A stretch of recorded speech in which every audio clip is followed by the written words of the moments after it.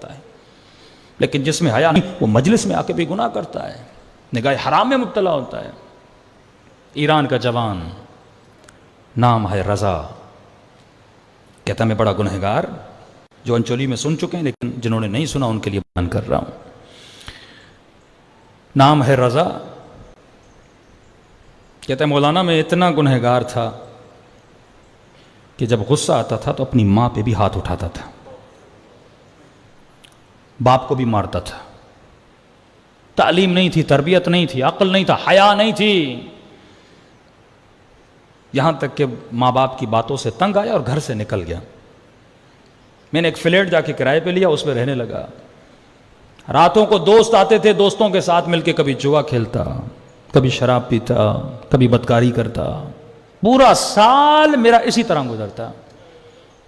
صبح کو جاتا تھا، مسافر کش کہتے ہیں، ٹیکسی میں لوگوں کو اٹھاتا کرتا، اور جو کمائی ہوتی رات کو آ کے میرا کام یہی تھا، عیاشی۔ کئی ایسے جوان ہیں جن کی زندگیاں ایسی گزر رہی ہیں۔ تو کہتا ہے محرم کا مہینہ شروع ہو گیا، پہلی محرم کوئی دوست نہیں آیا، دوسری محرم کوئی دوست نہیں آیا، 6 محرم ہو گئے کوئی آ ہی نہیں رہا میرے پاس۔ میں نے فون کیا دوستوں کو، کہ کیا ہوا ہے، تم لوگ کیوں نہیں آ رہے؟ کہ رضا تجھے نہیں پتا حسین کا مہینہ شروع ہو چکا ہے۔ ہم گنہگار ہیں لیکن محرم میں ہم تھوڑا احترام کرتے ہیں، یہ بھی حیا کا سبب ہے نا۔ اس نے کہا کیسا محرم، کون سا محرم؟ آ جاؤ۔ دوستوں نے کہا ہم نہیں آتے، عشرہ گزر جائے گا پھر جا کر ملیں گے۔ کہتا ہے گھر میں بور ہو گیا، گاڑی نکالی، روڈ پہ گیا، کیا دیکھا، دکانیں بند، بازاریں بند، تہران کی گلیوں میں گھومتا رہا، کوئی مسافر نہیں، جلوسوں کو دیکھ رہا ہوں، علموں کو دیکھ رہا ہوں، جتھوں کو دیکھ رہا ہوں۔ اتنے میں روڈ پہ ایک جوان لڑکی جا رہی تھی، گاڑیوں کو روک رہی تھی۔ میرا کام تھا مسافر کشی، میں نے اس جوان لڑکی کو گاڑی میں بٹھایا۔ کہاں جانا ہے؟ اس نے کہا سامنے، مجھے آپ اتار دیجئے۔ گاڑی چلائی۔ کہا تھا تو میں بد کردار نا، تہذیب تو میری کوئی تھی نہیں، تربیت تو کوئی تھی نہیں، میرے ذہن میں شیطان آیا، نیت خراب ہوئی، میں نے گاڑی کو پلٹا اور اپنے گھر کی طرف جانا چاہا۔ یہ جوان بچی پریشان ہوئی، کہا آپ کہاں جا رہے ہیں؟ میں نے اپنے ارادہ بتایا اسے، وہ ڈر گئی، کانپنے لگی، وجود کانپنے لگا۔ اس نے کہا تجھے شرم نہیں آتی؟ حسین کا محرم ہے، عزاداری کا مہینہ ہے، لیکن جو بے شرم ہو وہ مجلس سے بھی نہیں مڑتا، وہ جلوس میں بھی حیا ہی کرتا ہے، جس کے وجود میں حیا نہ ہو۔ اس نے کہا کیسا محرم، کون سا محرم؟ مجھے جو کرنا ہے میں کروں گا۔ کہتا ہے وہ رونے لگی جوان بچی۔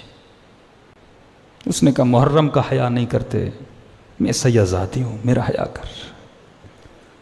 کہتا ہے پھر بھی میں باز نہیں آیا۔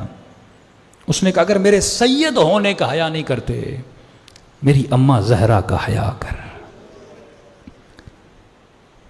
میری دادی زہرا کا حیا کر۔ کہ جیسے بی بی کا نام سننا تھا، پتہ نہیں مجھے کیا ہوا، غیرت جاگ اٹھی میری۔ میں نے کہا کہاں جانا ہے؟ کہا میں اس حسینیہ میں امام بارگاہ مجلس سننے جا رہے تھے، مجھے وہاں اتار دے۔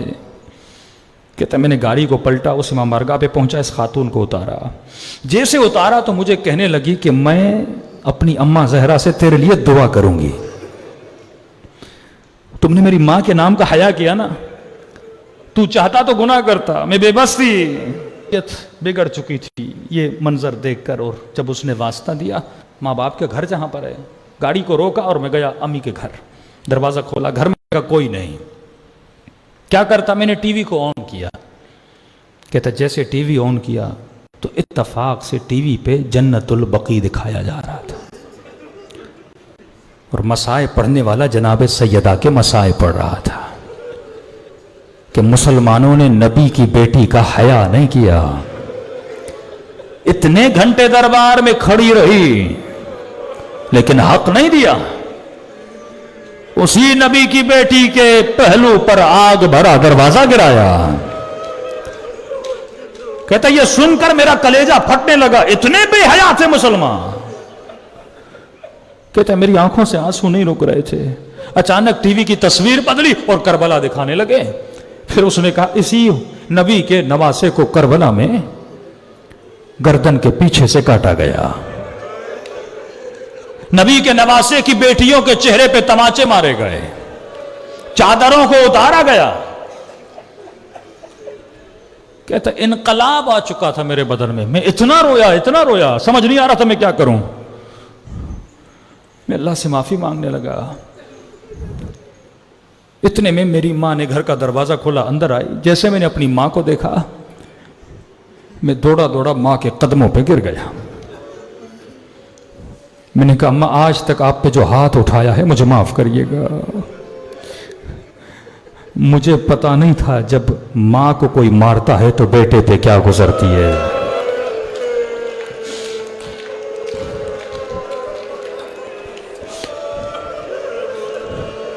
हमारे उस्ताद कहते थे, तसव्वुर करो किसी गली में तुम्हारी मां को कोई तमाचा मारे।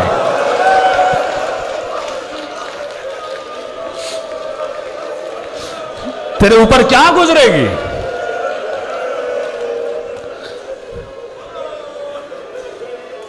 कहती है मेरी मां ने बड़े प्यार से मेरा सर उठाया और मुझे कहा कि रजा तू आज बदला बदला लग रहा है, तू वो नहीं है जिसे मैंने छोड़ा था। तो कहते मैंने रोकर कहा अम्मा, हुसैन ने मुझे बदल दिया है। मैंने कहा अम्मा कहां से आ रही हो? कहा मजलिस से आ रही हूं, घर में कुछ काम था। कहा मुझे मजलिस से इमाम हुसैन में लेकर चलो। ये मजलिसें वजूद बदल देती हैं, लम्हों में किरदार बना देती हैं। कहा एक मर्तबा मजलिस में गया, सारे मोहल्ले वाले जानते थे, कई सालों से मैं नहीं आया था, इस जवान को क्या हुआ जो आज मजलिस में आया है। कहता बहुत रोया। मैंने कहा अगर इजाजत हो मैं इमाम के रोने वालों को चाय पिलाऊं, खिदमत करूं। उन्होंने कहा रजा क्यों नहीं, बिस्मिल्लाह आओ खिदमत करो, ये तो फर्श ही इसीलिए। कहता मैंने खिदमत की। 1.5 महीना ये हुसैन की महल का काम करता था। कहता एक दिन मेरे पास आया और कहने लगा रजा, फला मोमिन को अपने साथ ले जाना था लेकिन बीमार हो गया है, अगर तू राजी हो जाए तो फ्री में एक बंदे को मैं करबला ले जा सकता हूं। कहते आंखों से आंसू आ गए। मैंने कहा इतनी जल्दी हुसैन राजी भी हो गए? वल्लाह जब उनकी निगाह पड़ती है ना तो सदियों का सफर दिनों में गुजरता है, सदियों का सफर। कितने भी गुनाह किए हों लेकिन तू आमादा तो हो जा, फिर देख वो तेरे ऊपर कैसी निगाह डालते हैं। मैंने कहा और क्या चाहिए? कहता जेब से एक खर्चा खर्च नहीं किया पैसा, करबला पहुंचा, आका हुसैन की ज़ियारत की, हजरत अब्बास के रोजे की ज़ियारत की। रोकर कहने लगा मौला हुसैन, मुझ बेहया को आपने बुलाया। मौला मेरा किरदार तो ऐसा नहीं था, आप मुझे बुला रहे हैं। इतना करम 2 महीनों में अपने हरम में बुला लिया जिसका मैंने सोचा भी नहीं था। कहता ज़ियारत करके वापस गया। चंद महीने गुजरे, उसी काफिले सालार ने कहा रजा मस्जिद वाले तुझसे बड़े राजी हैं, मोहल्ले वाले तुझसे बड़े राजी हैं, सब तेरे किरदार की तारीफें कर रहे हैं। मैं काफिला उम्रे के लिए ले जा रहा हूं, मदीने चलोगे, जन्नतुल बकी चलोगे? कहता वहीं पे रो रो के जमीन पे बैठ गया। कहते लगता है हुसैन की मां भी राजी हो गई है। इतनी जल्दी भला कौन मां भी राजी नहीं होती, बाप भी राजी नहीं होता। मैंने कहा क्यों नहीं चलूंगा। मदीने गया, जन्नतुल बकी गया, बहुत रोया। बीबी आप मुझसे राजी हो गए, आपका शुक्रिया। कहते वापस आया। उस मोहल्ले का एक बहुत सरमाएदार आदमी था, मुतदय्यन, मस्जिद में डेली आता था, मुझे देखता था। एक दिन मेरे वालिद के पास गया, कहा कि ये जवान बहुत नेक हो चुका है, पता नहीं क्यों इसकी मोहब्बत मेरे दिल में आ गई है कि जब देखता हूं मेरे वजूद में खुशी आ जाती है।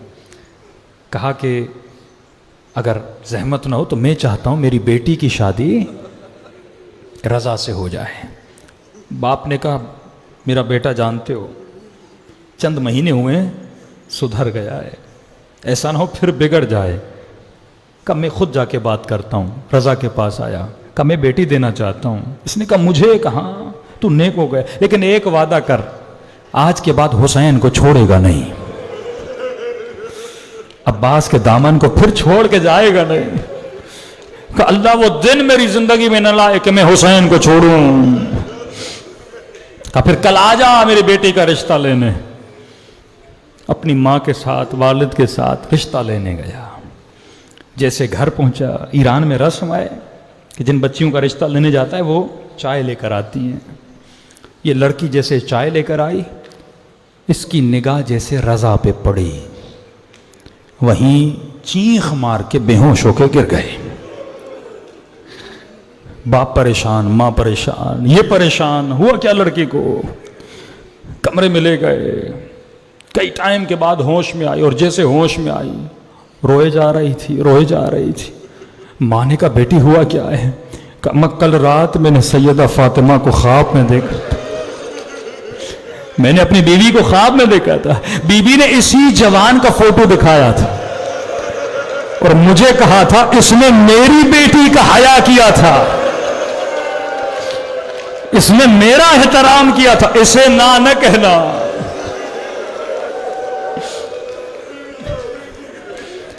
کسی سید زادی کا بھی کوئی حیا کرے تو سیدہ دعا دیتی ہے.